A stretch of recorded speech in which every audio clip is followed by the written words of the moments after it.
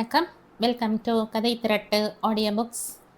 நம்ம சேனலை இது வரைக்கும் சப்ஸ்கிரைப் பண்ணாதவங்க சப்ஸ்கிரைப் பண்ணுங்க. பக்கத்தில் இருக்கிற பெல் ஐக்கானை கிளிக் பண்ணி ஆல்ங்கிற ஆப்ஷனை ப்ரெஸ் பண்ணுங்க. ஸோ தட் நான் போடுற கதைகளை உடனுக்குடனே நீங்கள் கேட்கலாம். வாங்க கதைக்குள்ளே போகலாம். கம்பெனி லா புத்தகத்தில் இருந்து முக்கியமான குறிப்புகளை எடுத்து கொண்டிருந்த புஷ்பா தலை நிமிர்ந்தாள். என்ன வேலாயுதம்? காரில் முன்பக்க டயர் பஞ்சர் ஆயிருக்குங்க. பஞ்சரா இல்லை காற்று இறங்கி இருக்கா? பஞ்சர் தான், ஆணி அடிச்சிருக்கு. சரி, டயரை மாற்றிடு. மாற்றிட்டேங்க, போய் பஞ்சர் ஒட்டிட்டு வந்துடுவா. புஷ்பா கடிகாரத்தை பார்த்தாள். அது 8:15 என்றது. சுருக்க போயிட்டு வந்துடு வேலாயுதம், 10 மணிக்குள்ள ஹாஸ்பிட்டலில் இருக்கணும். ஐயா இன்னைக்கு டிஸ்சார்ஜ் ஆகி வீட்டுக்கு வரார். உடனே வந்துடுறங்க. 2 அடி வைத்தவனை வேலாயுதம் என்று அழைத்து நிறுத்தினாள். ஐயாவை பார்த்ததும், என்னங்க எப்படி இருக்கீங்க, உடம்பு தேவலையா, அப்படி இப்படின்னு எதுவும் கேட்காத, சாதாரணமாக இரு. என்ன? சரிங்க. அவன் கிளம்பி போனதும் புஷ்பா டெலிஃபோனிடம் சென்று நம்பர்களை சுழற்றினாள். ஹலோ சாத்தப்பன். எஸ், புஷ்பா பேசுகிறேன். Good morning. வேலையாக இருக்கீங்களா? தொந்தரவு செய்கிறேனா? ஒன்றும் இல்லை, சொல்லுங்க, என்ன விஷயம்?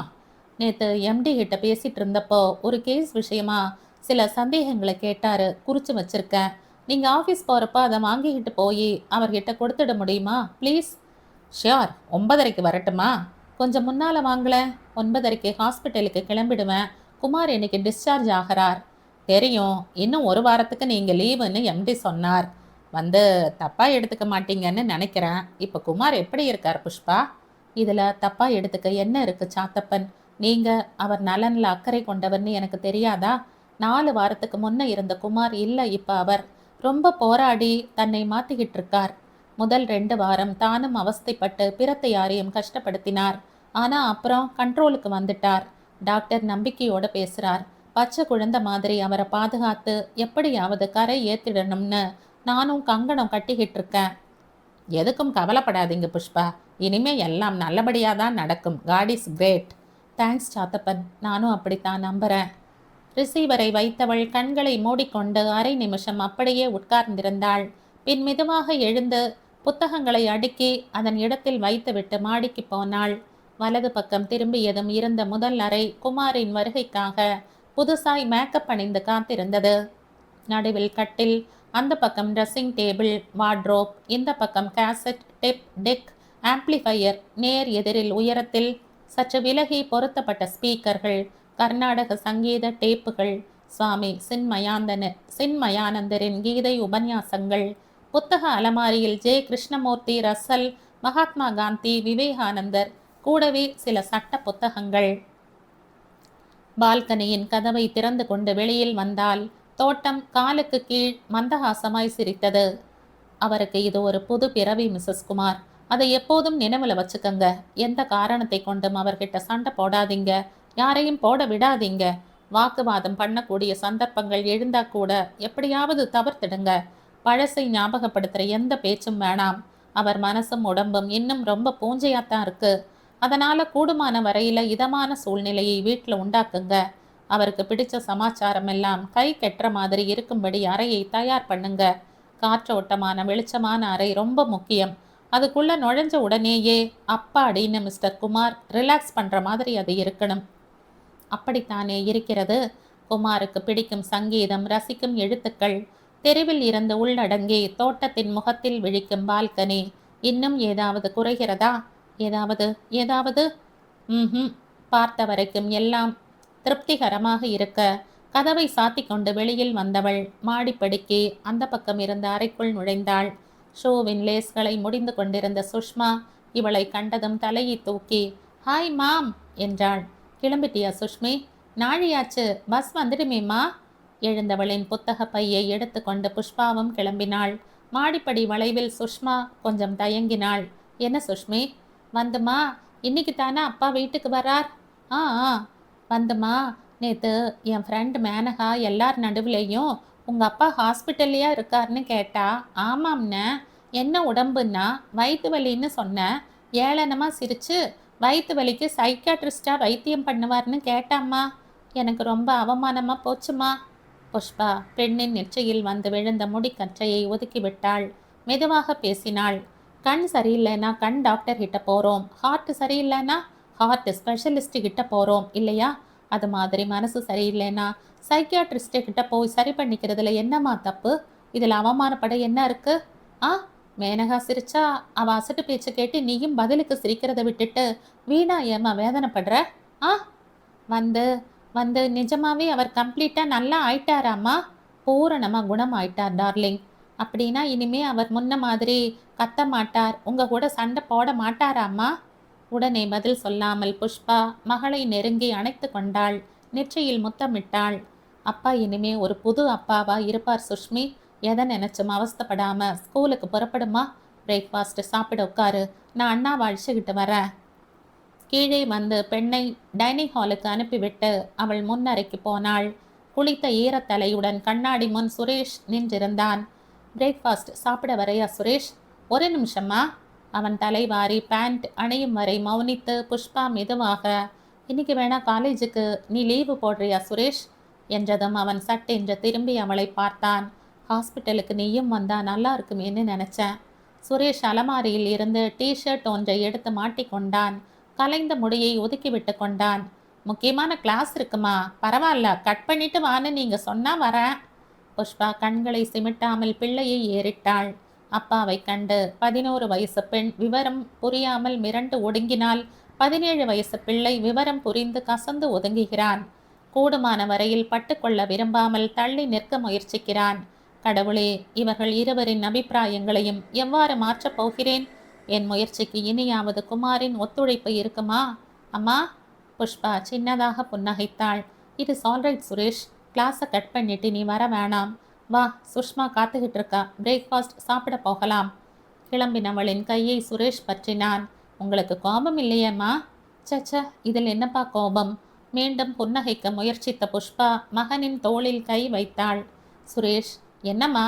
நேற்று கூட அப்பா கேட்டார், சுரேஷ் ஏன் என்னை பார்க்க வரவே இல்லைன்னு. என்ன இருந்தாலும் அவர் உன் அப்பா இல்லையா? அவர் மேலே இத்தனை கோபமா நீ இருக்கலாமாப்பா? கோபம் இல்லைம்மா, நிச்சயமா இல்லை. ஆனாலும் ஏனோ என்னால் அவர்கிட்ட ஒட்டிக்கவே முடியல. நினைவு தெரிஞ்ச நாளாக அவரோட அட்டகாசங்களை பார்த்து கேட்டு வெறுத்து போயிட்டதில் மரியாதையும் அன்பும் இருக்கிற மாதிரி வேஷம் போட முடியலம்மா. I am sorry. மகனின் தோளில் வைத்திருந்த கை நடுங்கியது. அவர் எதையுமே சுய உணர்வோடு பேசலை, செய்யலை. Suresh, please understand. புது மனுஷரா அப்பா இப்போ வீட்டுக்கு வர்றப்ப நாம் எல்லாரும் அதிக அனுசரணையோடு இருந்தாதான் நல்ல பலன் இருக்கும்னு டாக்டர் சொல்கிறாருப்பா. சுரேஷ் அம்மாவை தோளோடு சேர்த்து அணைத்து கொண்டான். என்னால் எந்த தொந்தரவும் அவருக்கு இருக்காதுமா. I promise you that. எதுக்கும் ஆர்கியூ பண்ணலை, உங்களை ஏதாவது சொன்னால் கூட வரிஞ்சு கட்டிக்கிட்டு சப்போர்ட் பண்ணலை, பட்டுக்காமல் விலகியே இருக்க போதுமா? தீர்மானமாக மகன் பேச வளர்ந்து விட்ட பையனிடம் தொடர்ந்து என்ன பேசுவது என்று புரியாமல் புஷ்பா பெருமூச்சு விட்டாள். டிஃபன் சாப்பிட்டு விட்டு குழந்தைகள் புறப்பட்டார்கள். சாத்தப்பன் வருகைக்காக காத்திருந்த நிமிஷத்தில் வாசல் நாற்காலியில் சாய்ந்து உட்கார்ந்து தலையை கையால் தாங்கி பிடித்து கொண்டாள். ரொம்ப ஆயாசமாக இருந்தது. காலும் கையும் வெலவெலவென்று பலகீனமாயிருந்தன. பயத்தில் மிரளும் பெண், வெறுப்பில் ஒதுங்கும் பிள்ளை, கோபத்தை விட மறுக்கும் தகப்பன். மாமனாரின் நினைவு வந்ததும் கூடவே 4 நாட்கள் முன் அவர் ஊரில் இருந்து வந்திருந்த போது நடந்த பேச்சும் மனசுள் எட்டி பார்த்தது. வர திங்கட்கிழமை அவரை வீட்டுக்கு அழைச்சிட்டு வந்துடலாம்னு டாக்டர் சொல்லிட்டார் மாமா.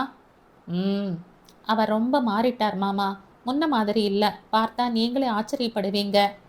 சு, என்ன ஆச்சரியம்? 4 நாள் ஒழுங்காக இருக்க போகிறானோ இல்லை அது கூட இல்லையோ?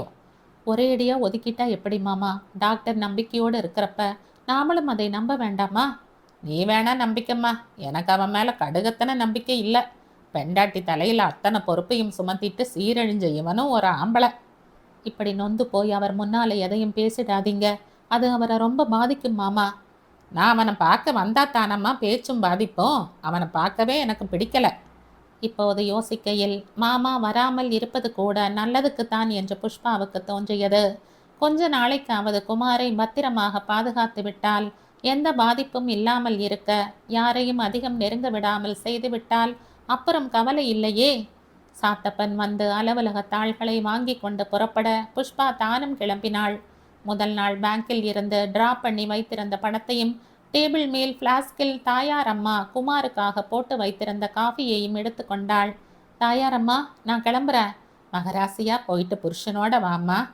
20 வருஷங்களுக்கு மேலாய் அந்த வீட்டில் இருக்கும் சுவாதீனத்தில் குமாருக்கு புஷ்பா அறிமுகம் ஆவதற்கு முன்பிருந்தே அவனை அறிந்தவள் என்ற உரிமையில் வீட்டுக்கு பெரியவளாய் தாயாரம்மா கண்கள் கலங்கி போக புஷ்பா நின்றாள். தாயாரம்மா, என்னம்மா? நீங்க தப்பா எடுக்கக்கூடாது. ஆனாலும் டாக்டர் சொல்லி இருக்கிறதால நான் அதை சொல்றேன். அவர் வந்தப்புறம் இப்படி அழுது புலம்பி எதுவும் பண்ணிடாதீங்க. அவரோட பழைய நடவடிக்கைகள் குறித்து எதுவும் பேசாதீங்க.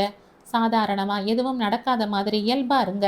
இப்படி நாம் அழுது பேசி செய்தா அவங்களுக்கு குத்து உணர்ச்சி வந்துடுமாம். அது நல்லதில்லைன்னு டாக்டர் சொன்னார். என்ன தாயாரம்மா? நியாயமா வேண்டாத பேச்ச பேச போறேன். நீங்க 2 பேரும் சந்தோஷமா இருக்கணும். அதான் எனக்கு வேணும். காரில் போகும்போது பூதாகரமாய் உருவான பயம் நெஞ்சில் காலால் ஓங்கி ஓங்கி விடாமல் உதைத்தது. அடி வயிற்றை என்னமோ நக் நக் என்று கிள்ளியது. எச்சில் கூட்டி விழுங்கினால் தொண்டை வலித்தது. சரியாக இருக்குமா? இனியாவது எல்லாம் சரியாக இருக்குமா? 19 வருஷங்களுக்கு முன்னால் லா காலேஜில் ஒன்றாக படித்த சமயத்தில் சிரிப்பும் துள்ளலும் அன்பும் கரிசனையுமாய் வளைய வந்த குமார் ஹிருதயத்தில் இனிமையாய் படர்ந்தான். ஹோ, எத்தனை அற்புதமான நாட்கள் அவை! சட்டக்கல்லூரியில் படிக்கையில் ஜனித்த காதல், பெரியவர்களின் ஆசையோடு நடந்த திருமணம், அவரவர் மனசுக்கு பிடித்தமான ரீதியில் அமைந்த வேலைகள், ஒன்றாக எழுந்து சாப்பிட்டு ஆஃபீஸ் சென்று வெளியில் வாசலில் போய் பார்ட்டிகளில் பங்கெடுத்து. அங்குதானே எப்படியோ தவறு நடந்துவிட்டது. கூடவே இருக்கையில் குமாருக்குள் மட்டும் எப்படி அந்த அசுரன் புகுந்து கொண்டான்? புக இவள் எப்படி அனுமதித்தாள்? பிள்ளை பிறந்ததும் வேலையில் இருந்த 4 வருஷம் ஓய்வு எடுத்து கொண்டு விட்டதாலா? மனைவி தாய் என்ற ஹோதாவில் வீட்டை கவனிக்கிறேன், பிள்ளையை பேணுகிறேன் என்று அவனுக்கு சரியாக வெளியில் சுற்றாமல் ஒதுங்கி விட்டதாலா? இல்லை, என் குமார் அப்பழுக்கற்றவர், அப்பட்டமான ஆண் என்று திமிராய் அலட்சியமாய் இருந்து விட்டதாலா? எதனால்? ஐயோ, எதனால்? காரணம் எதுவானாலும் என்னவெல்லாம் நடந்துவிட்டன? சாதாரணமாய் குடிக்க துவங்கியவன் மடா குடியனாகி, சண்டைக்காரனாகி, சுயநலவாதியாகி, மனிதாபிமானம், அனுசரிப்பு, புத்திசாலித்தனம் அத்தனையும் இழந்து, குழந்தைகள் வேண்டாம், மனைவி வேண்டாம், வீடு வேலை பொறுப்பு என்று எதுவும் வேண்டாம் என்று ஆகி, தூங்கும் நேரம் தவிர பாக்கி பொழுதெல்லாம் குடியில் அமிழ்ந்து சிரிப்பாய் சிரித்து, வேலை இழந்து, மதிப்பு இழந்து, மானம் இழந்து, இன்னும் இன்னும். நோ நோ நோ, வேண்டாம். அந்த நினைவுகள் வேண்டாம், சத்தியமாய் வேண்டாம். அந்த குமாரின் ஞாபகமே வேண்டாம். இன்றைய குமாரை நினைக்கலாம். புண்ணியமோ நல்ல காலமோ டாக்டர் ரெட்டியின் கிளினிக்கில் சேர்த்து தன்னை சரியாக்கி கொள்ள அல்ல அல்ல, மகா சித்திரவதை அனுபவித்தாவது புது பிறவி எடுக்க முன் வந்திருக்கும் குமாரை நினைக்கலாம். 4 வாரங்களாக ஏக அவஸ்தைக்குள்ளாகி அத்தனையும் என் மனைவிக்காக குழந்தைகளுக்காக பொறுத்து கொள்வேன் என்று பிடிவாதமாய் மீண்டு வந்திருக்கும் குமாரை நினைக்கலாம். இவர் குணமாகிவிட்டார். இனி புது வாழ்க்கை வாழ்வது இவருக்கு சாத்தியம் என்று டாக்டர் உறுதியாய் சொல்லிவிட்ட குமாரை நினைக்கலாம். குமார் குமார் குமார் குமார். குமார் எழுந்தான், உட்கார்ந்தான், நகத்தை கடித்தான், இருப்பு கொள்ளாமல் தவித்தான். சரியாகிவிட்டதா? இனி என்ன ஆனாலும் கோணலாகாத தினசில் சரியாகிவிட்டதா? குடி என்றால் மனசு பறக்காதா? நாவில் நீர் ஊறாதா? கைகள் நடுங்காதா? பார்வை மங்காதா? மூளை மந்திக்காதா? பின் மண்டையில் மரங்கொத்தி கொத்தாதா? நிஜமாகவா? நிச்சயமாகவா? நிஜமாகத்தான், நிச்சயமாகத்தான். டாக்டர் சொல்லிவிட்டார். இன்னும் அரை மணியில் புஷ்பா வந்து விடுவாள். புது குமாராக வாழ்க்கை நடத்த புறப்பட போகிறேன். புது குமாராக, புத்தம் புது குமாராக, 20 வருஷங்களுக்கு முன் இருந்த குமாராக. புஷ்பா, என் புஷ்பா, என்னால் எத்தனை கஷ்டங்களை நீ அனுபவித்திருக்கிறாய். எத்தனை அவமானங்களை சுமந்திருக்கிறாய். எத்தனை கசப்பை ருசித்திருக்கிறாய். என் அவளே, இனி அத்தனைக்கும் சேர்த்து வைத்து உனக்கு ஒரு அற்புதமான வாழ்க்கையை நான் சிருஷ்டித்து தரப்போகிறேன். I promise you my love. Suresh, Sushma பெருமைப்படும் தகப்பனாக வாழ்ந்து காட்டப் போகிறேன். பள்ளி கல்லூரிக்கு கொண்டு விடுவதில் துவங்கி அத்தனை பொறுப்புகளையும் செவ்வனே செய்வேன். பாடம் சொல்லிக் கொடுப்பேன். சுரேஷ் பிரமாதமாக டென்னிஸ் விளையாடுவான். அவனோடு தினமும் மாலையில் விளையாடி அவனை சிறந்த டென்னிஸ் வீரனாக ஆக்குவேன். வேலையில் புலியாய் இருப்பேன். வயசான காலத்தில் முடியாமல் நிலங்களை மேற்பார்வையிடும் அப்பாவுக்கு ஓய்வு கொடுப்பேன். நவீன உத்தியில் பண்ணையை விஸ்தரிப்பேன். ஆஹா ஆஹா என்ற ஊராரும் உற்றாரும் வியக்க வளர்ந்து நிமிர்ந்து வாழ்ந்து காட்டுவேன். அப்புறம் அப்புறம் புஷ்பா வந்துவிட்டாள். டாக்டர் கூறின அறிவுரைகளை கண்டிப்பாக கடைபிடிப்போம் என்று கூறிவிட்டு அவர்கள் வெளியில் வந்தார்கள். வானமும் நிலமும் பூவும் தென்றலும் தனக்காகவே உற்பத்தியாக இருக்கிற உணர்வோடு குமார் காரில் அமர்ந்தான். மனைவியின் கையை பற்றி கொண்டான். ஆசையுடன் அமுக்கினான். வாயில் வைத்து முத்தமிட்டான். ஐ லவ் யூ என்றான். வீட்டுக்கு வந்தார்கள். வீடும் தோட்டமும் கூட புதுசாக இருக்கிற மாதிரி குமாருக்கு தோன்றின. வெட்டி விடப்பட்ட பச்சை புல், பூத்து ஆடிய விருட்சி புதர்கள், வா வா என கை அசைத்த போகன் வில்லாக்கள், வெள்ளையாய் கம்பீரமாய் நின்ற வீடு. என் வீட்டுக்கு இத்தனை கம்பீரமா? என் தோட்டத்துக்கு இத்தனை அழகா? உள்ளே போனார்கள். வாங்க தம்பி என்று அழைத்து அவனை வரவேற்ற தாயார் அம்மா புஷ்பாவுக்கு தந்த வாக்கை மறந்து விசும்ப, நான் தான் சரியாயிட்டனே தாயார் அம்மா, எதுக்கு கலங்குறீங்க? பதற்றத்துடன் பேசிய குமார் நடுங்கும் விரல்களை பாக்கெட்டில் விட்டு மறைத்தான். கூடத்தில் அமர்ந்து காஃபி அருந்தினார்கள்.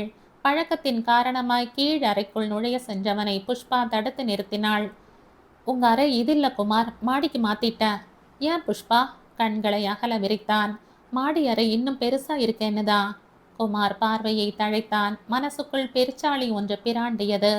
முன்னறையில் தோட்டத்துக்கு ஒரு கதவு இருப்பதும், முன்பெல்லாம் முக்கால்வாசி நாட்கள் பின் இரவில் வீட்டில் உள்ள அத்தனை பேரும் தூங்கின பிறகு தன்னிடம் உள்ள சாவியால் அந்த கதவை திறந்து உள்ளே வந்து படுத்ததும் விண் விண் என்ற பிராண்டலின் ஊடே வலித்தது. அந்த மாதிரி திருட்டுத்தனம் மீண்டும் செய்வேன் என்ற பயத்தில் புஷ்பா அறையை மாற்றிவிட்டாளா? எதுவும் பேசாமல் மேலே போனான். பேண்டை அவிழ்த்து லுங்கியை அணிந்ததும் படுக்கையில் படுத்தான். ரொம்ப அசதியாக இருந்தது. தாகம் எடுத்தது. தாகம் என்று சொன்னால் புஷ்பா தவறாக எடுத்துக்கொள்வாளோ என்று பேசாமல் இருந்தான். பாட்டு போடட்டுமா குமார்? ஜேசுதாஸ். டேப் போடவா? இப்போ வேணாம் புஷ்பா. டயர்டா இருக்கா? ஆ, கொஞ்ச நேரம் தூங்குங்க. You will feel better. தூங்கினான். எழுந்த போது மணி 12:30. மெதுவாக கீழே வந்தான். கூடத்தில் டிரைவருடன் புஷ்பா பேசி கொண்டிருந்தாள். பேட்டரி செக்அப் பண்ணணும்னு சொன்னியே, மவுண்ட் ரோடு போகிறப்ப செய்துடு. சாப்பிட்டுட்டு டெலிஃபோன் பில்லை கட்டிட்டு அதையும் பார்த்துட்டு வந்துடு. என்ன? மாலையில் முதலில் பள்ளியில் இருந்த சுஷ்மா வீடு திரும்பினாள். அப்பா வந்துட்டார் அம்மா. வந்தாச்சு டார்லிங், மாடியில் இருக்கார், போய் பாரு. எனக்கு பயமா இருக்கு மம்மி. சி அசடு, அப்பா கிட்ட என்ன பயம்? நீங்களும் வாங்கம்மா ப்ளீஸ். புடவை தலைப்பில் கையை சுற்றி கொண்டு மகள் பேச அவள் தயக்கம் புரிந்து தானும் மாடிக்கு கூட போனாள் புஷ்பா.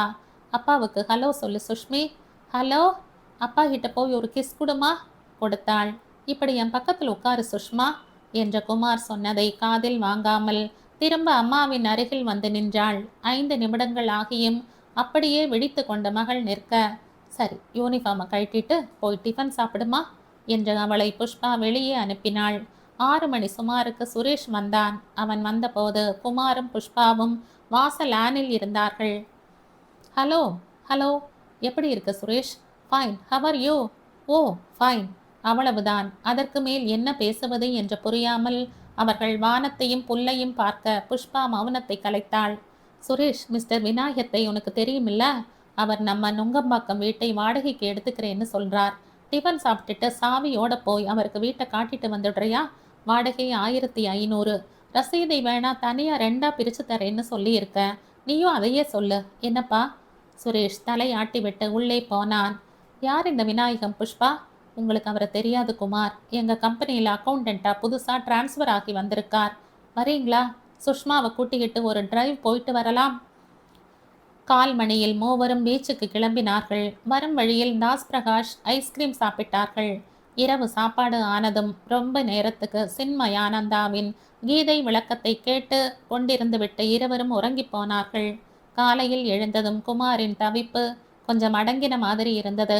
ஒன்றாக அமர்ந்து டிஃபன் சாப்பிட்ட போது சிரித்து பேசி குழந்தைகளோடு ஈஷிக்கொள்ள அவன் பிரயத்தனம் எடுப்பதை புஷ்பாவால் புரிந்து கொள்ள முடிந்தது. இன்னைக்கு சாயங்காலம் சுருக்க வந்துடு சுரேஷ். 2 பேரும் ராஜா அண்ணாமலைபுரம் கிளப்புக்கு போய் டென்னிஸ் ஆடலாம். இனிமே தினமும் காலையில் 6க்கெல்லாம் எழுந்து போயிடலாம். என்ன? சுரேஷ் பார்வையை நிமிர்த்தாமல் பேசினான். சாரிப்பா, நான் காலையில் தினமும் ஸ்விம்மிங் போகிறேன். ஸ்விம்மிங்கா? நீயா? அது எப்போல இருந்து சுரேஷ்? டென்னிஸ்னா தானே உனக்கு பிடிக்கும்? அது முன்ன, நாட் நவ். இப்பெல்லாம் நான் அதிகமாக நீச்சல் அடிக்கத்தான் விரும்புகிறேன். நம்ப முடியாதவன் போல் குமார் மனைவி பக்கம் திரும்பினான். ஹே, இவன் சொல்கிறத பாரு. டென்னிஸ் எவ்வளவு நல்லா விளையாடுவான். காலேஜ் டீமில் கூட இருந்தானே. அதை விட்டுட்டு இப்போ? பேசிக்கொண்டே போனவனுக்கு திடும் என்று சில மாதங்களுக்கு முன் குடித்து விட்டு வந்த ஒரு நாளில் சுரேஷ் படிக்காமல் டென்னிஸ் விளையாடுகிறான் என்ற கோபத்தில் ராக்கெட்டை பிடுங்கி உடைத்து போட்டது நினைவுக்கு வர பேச்சு தடைப்பட்டது. அதற்காகவா? அந்த கோபத்திலா? ஓ காட்! புஷ்பா இதமாக அவன் கையை பற்றினாள். வளர பசங்க அடிக்கடி இன்ட்ரெஸ்ட் மாறுறது சகஜம்தான குமார். விட்டுடுங்க. அவன் வராட்டி என்ன, நான் வரேன், நாம ஆடலாம். 3ஆம் நாள் மதிய தூக்கத்துக்கு பிறகு குமார் கீழே வந்தபோது அவனுடைய தகப்பனார் வந்திருந்தார். எப்படி இருக்க குமார்? நல்லா இருக்கம்பா. என்னமோ இனிமேலாவது ஒழுங்கா நடந்துகிட்டு பெண்டாட்டி குழந்தைகளோட நிம்மதியா வாழ்ந்தா சரி. புஷ்பா அவசரமாக பேச்சை மாற்றினாள். இந்த வருஷம் வேணா 1 ஏக்கர்ல குடமிளகாய் போட்டு பாப்போமா மாமா?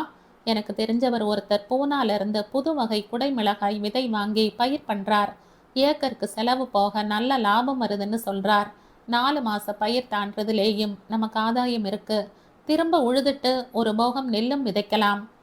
அதன் பிறகு அப்பாவும் மனைவியும் தீவிரமாக பேசிக்கொண்ட பல விஷயங்கள் குமாருக்கு புதுசாய் இருந்தன, புதிராய் கூட இருந்தன. மாமனாருடன் பேசியபடியே பம்ப் ரிப்பேர் செய்ய வந்த எலக்ட்ரீஷியனை, தோட்டத்தில் மருந்து தெளிக்க வந்த நபரை புஷ்பா கவனித்தாள். வேலாயுதத்தை அனுப்பி காருக்கு ரோடு டாக்ஸ் கட்ட சொன்னாள். நான் ஏதாவது செய்யட்டுமா என்று கேட்ட குமாரை பார்த்து அன்புடன் புன்னகைத்து, நீங்க நிம்மதியா ரெஸ்ட் எடுங்க, எதுக்கும் சிரமப்படாம ரிலாக்ஸ் பண்ணுங்க என்றாள். அந்த வாரம் முழுவதும் குமாரை விட்டு இந்தண்டை அந்தண்டை போகாமல் இருப்பதில் அவள் விழிப்புடன் இருந்தாள். பகலெல்லாம் குமார் படித்தான், பாட்டு கேட்டான், சாப்பிட்டான், தூங்கினான், ஆண்டபியூஸ் இதர மாத்திரைகளை போட்டுக்கொண்டான். மாலையில் மனைவி குழந்தைகளுடன் டிவி பார்த்தான். சினிமா டிராமா போனான். நிதானமாக நிம்மதியாக இருக்க முயற்சித்தான். ஆனாலும் அந்த திங்கட்கிழமை புஷ்பா வேலைக்கு கிளம்பின போது மட்டும் சின்னதாக காரணமே புரியாமல் அவனுள் உண்டாகியிருந்த தவிப்பு யாரோ விசிறிவிட்ட தினசில் அதிகமாகி போயிற்று. 10 நாட்கள் சென்ற பின் மெதுவாக புஷ்பாவிடம் சொன்னான்.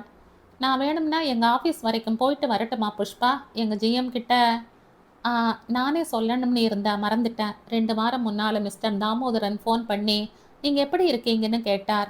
டிஸ்சார்ஜ் ஆக போகிறத சொன்னேன். ரொம்ப சந்தோஷப்பட்டுக்கிட்டார். புத்திசாலி, நல்லவன். என்னமோ போராத காலம் சோதனைக்கு உள்ளாகும்படி ஆயிடுச்சுன்னு வாஸ்தவமாக வருத்தப்பட்டார்.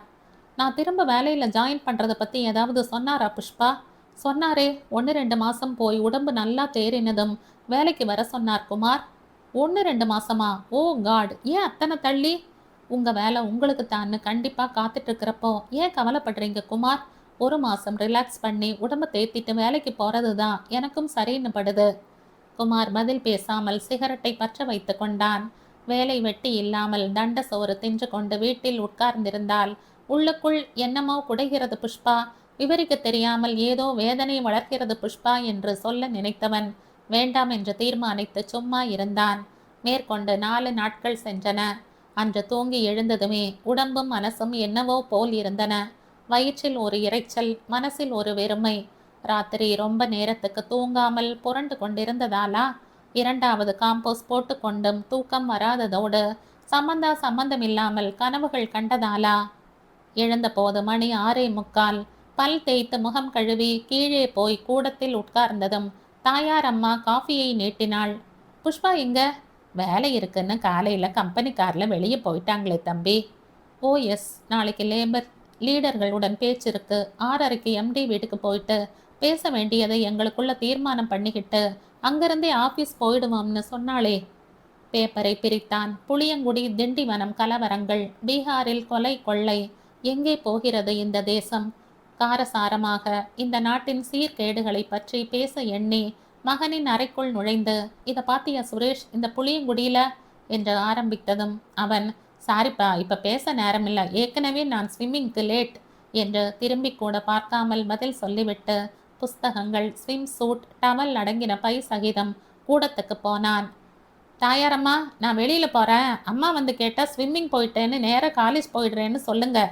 பேசியபடியே அவன் வெளியில் போக பிள்ளையின் அலட்சியம் குமாரை சுர்ரென்று சுட்டது. என்னிடம் விவரத்தை சொன்னால் என்ன? அம்மா வந்தால் நான் சொல்ல மாட்டேனா? லேசான எரிச்சலுடன் மீண்டும் ஹாலுக்கு வந்து அமர்ந்தான். 8க்கு சுஷ்மா கீழே இறங்கி வந்தாள். என்ன சுஷ்மா, அதுக்குள்ளேயே ஸ்கூலுக்கு கிளம்பிட்ட? இன்னைக்கு ஸ்கூல் பஸ் கிடையாதுப்பா, பப்ளிக் பஸ்ஸில் போகணும், அதான் சுருக்கு கிளம்பிட்டேன். குமார் அன்புடன் மகளிடம் வந்தான். நீ அம்மா பஸ்ஸில் போய் கஷ்டப்படணும்? ஒரு நிமிஷம் இரு, சட்டை போட்டுக்கிட்டு வந்து காரில் உன்னை நான் கொண்டு விடுறேன். அப்பாவா ஸ்கூலில் கொண்டு விட போகிறாரா? முன்பொரு தடவை ஆர்த்தியின் பிறந்த நாள் பார்ட்டிக்கு அழைத்து போகிறேன் என்று சொல்லி காரில் ஏற்றிக்கொண்டு போகிற வழியில் கிளப்பில் ஒரு நிமிஷம் வேலை இருக்கு என்று சொல்லி நிறுத்தி ராத்திரி 10 மணி வரை சின்ன பெண் காரில் தனியாய் உட்கார்ந்திருப்பாளே என்ற எண்ணம் இல்லாமல் நண்பர்களுடன் குடித்து கொண்டு உட்கார்ந்திருந்து, மாட்டேன், திரும்ப இவருடன் தனியாய் நான் போக மாட்டேன். சுஷ்மா சட்டென்று மறுத்தாள். வேண்டாம்ப்பா, ஸ்கூல் பஸ் இல்லாத நாளில் பப்ளிக் பஸ்ஸில் போய் பழகிக்கணும்னு அம்மா சொல்லியிருக்காங்க. நான் பஸ்லேயே போகிறேன். தாயாரம்மா, டிஃபன் கொடுங்க, நாழியாச்சு. பரபரப்பாய் சாப்பிட்டு பையுடன் அவள் ஓட, அந்த பயத்துக்கு காரணம் புரியாமல் குமார் கொஞ்ச நேரம் அப்படியே அமர்ந்திருந்தான். மண்டை ஏகமாய் கனத்தது. சிகரெட் பிடிக்க வேண்டும் போல் இருந்தது. சிகரெட் இல்லை. இரவே பெட்டி காலி. காரில் ஒரு ரவுண்டு போய்விட்டு அப்படியே 4 பெட்டி சிகரெட் வாங்கி கொண்டு வந்தால் என்ன? சட்டையை மாட்டிக்கொண்டு காரிடம் செல்ல வேலாயுதம் தலையை சொரிந்து கொண்டு முன்னால் வந்தான். 9 மணிக்குள்ள வண்டியை சர்வீஸுக்கு எடுத்துட்டு போக அம்மா சொல்லியிருக்காங்க. அட சட்! நம என்ற ஆத்திரத்துடன் அங்கேயே வராந்தா நாற்காலியில் உட்கார்ந்தான். அம்மா அதை சொல்லியிருக்காங்க, அம்மா இதை சொல்லியிருக்காங்க. எதற்கும் அம்மா தானா? கோபத்தை அடக்கும் முயற்சியில் அவன் இருக்க, முண்டாசு கட்டின ஆசாமி ஒருவன் வாசலில் எட்டி பார்த்தான். அம்மா இல்லைங்களா? நீ யாரு? பெரியய்யா பண்ணையிலிருந்து அனுப்பிச்சாருங்க. அம்மா கிட்ட இந்த கடுதாசியை கொடுத்துட்டு 2000 ரூபாய் பணம் வாங்கிட்டு வர சொன்னாரு. திரும்ப அம்மாவா? எல்லோருக்கும் அம்மாதான் தேவை என்றால் நான் ஒருத்தன் எதற்கு கல்லு குண்டாய்? திடுமென்று அவனுக்கு தொண்டை உலர்ந்து போன மாதிரி இருந்தது. தாகம் எடுத்தது. உள்ளங்கையில் வியர்வை ஊறியது. மார்பு திடுக்கென்றது. வயிறு உப்பிக் கொண்டது போல தோன்றியது. தாயாரம்மா! உறக்க அவன் குரல் கொடுக்க அவள் என்னவோ ஏதோ என்று வந்தாள். என்ன தம்பி, உள்ள சோடா இருக்கா? இல்லாட்டி ஆறுமுகத்தை பெட்டி கிடக்க அனுப்பி ஒரு சோடா? அவன் முடிப்பதற்குள் தாயார் அம்மா மிரண்டாள். ஐயையோ, சோடாவா? வேணாம் தம்பி. திரும்ப சோடாவா? அதெல்லாம் கேட்டா கண்டிப்பா கொடுக்க கூடாதுன்னு அம்மா சொல்லியிருக்காங்க தம்பி. நீளமாய் அவள் புலம்ப குமாருக்குள் ஒரு எரிமலை குமுறி வெடித்தது. Damn you all! வேகென்று தன்னிறக்கம் கொப்பளிக்க என்ன செய்கிறோம் என்று புரியாத வேகத்தில் மாடிக்கு ஓடினான். பர்ஸை எடுத்து கொண்டான். வாசலுக்கு வந்து கண்ணில் தெரிந்த முதல் டாக்ஸியை பிடித்து நிறுத்தினான். ஜிம்கானாவுக்கு போ என்றான். பாரில் உட்கார்ந்து ஆனந்தமாய் சில் பியர் குடித்து கொண்டிருந்த ஜோவும் சாந்திலாலும் இவன் வந்து நின்ற வேகத்தை பார்த்து திகைத்து போயினர். பேரர், ஸ்காட்ச் ஆன் ராக்ஸ்! பணியாள் கொண்டு வந்து வைத்த விஸ்கியை யோசிக்காமல் உடனே எடுத்து குடித்ததும் வாயும் தொண்டையும் நெஞ்சும் எரிந்தன. அப்புறம் மணத்தன. எதுவும் கேட்காமல் இவனை பார்த்தபடி அமர்ந்திருந்த நண்பர்கள் பக்கம் திரும்பி கெஞ்சலாக, யாருக்குமே நான் தேவையில்லை ஜோ, யாருக்குமே என் மேல மரியாதை இல்லை. அப்புறம் நான் குடிச்சா என்ன, குடிக்காட்டி என்ன என்று சொல்லிக்கொண்டே சப்தம் இல்லாமல் அழத் தொடங்கின. அதே கணத்தில் 4 வாரங்களாக சாப்பிட்டு வரும் ஆண்டபியூஸ் மாத்திரைக்கும் இப்போது யோசிக்காமல் அவசரத்துடன் விழுங்கிய விஸ்கிக்கும் அவன் வயிற்றுக்குள் பயங்கரமான துவந்த யுத்தமும் ஆரம்பித்தது. இதோடு இந்த கதை முடியுது. இந்த கதை உங்களுக்கு பிடிச்சிருந்தா லைக் பண்ணுங்க, ஷேர் பண்ணுங்க, சப்ஸ்கிரைப் பண்ணுங்க. மற்றும் ஒரு இன்ட்ரெஸ்டிங்கான கதையோட அடுத்த வீடியோவில் சந்திப்போம். பாய். தேங்க்யூ.